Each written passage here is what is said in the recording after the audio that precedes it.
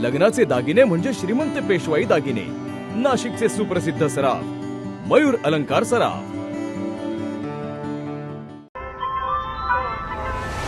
ताज्या बातम्यांसाठी नाशिक न्यूजच्या YouTube चॅनलला सबस्क्राईब करा आणि बेल आयकॉनला प्रेस करा।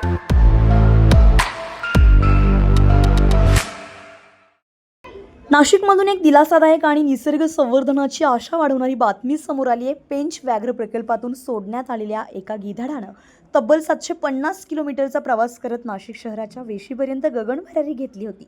मात्र दीर्घ प्रवास, उपासमार आणि थकव्यामुळे हे गिधाड दारणा सांगवी गावामध्ये अशक्त अवस्थेत आढळून आलंय। विभागाच्या पथकानं तातडीनं या गिधाडाला रेस्क्यू करत म्हसरूळ येथील वन्यप्राणी उपचार केंद्रामध्ये TTC मध्ये दाखल केले। येथे पशुवैद्यक हेमराज सुखवाल यांच्या मार्गदर्शनाखाली तब्बल 21 दिवस उपचार आणि शुश्रूषा केली आहे।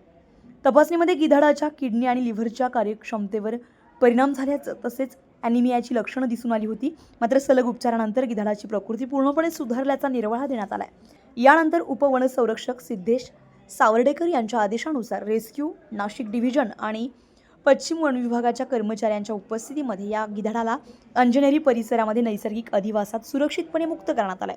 विशेष म्हणजे या गिधाडाला पेंच व्याघ्र प्रकल्पामध्ये वन विभाग आणि BNHS कडून ट्रान्समीटर आणि टॅगिंग J132 करून सोडण्यात आलं होतं, ज्यामुळे त्याच्या 17 दिवसांच्या 750 किलोमीटरच्या प्रवासाची नोंद घेता आली आहे। निसर्ग संवर्धनाच्या दृष्टीनं ही घटना अत्यंत महत्त्वाची असून वन विभागाच्या तत्परतेमुळे आणि वैद्यकीय पथकाच्या मेहनतीमुळे एक दुर्मिळ आणि उपयुक्त पक्षी हा पुन्हा मुक्त आकाशात झेपावलेला आहे। Bureau report, Nashik news, Nashik.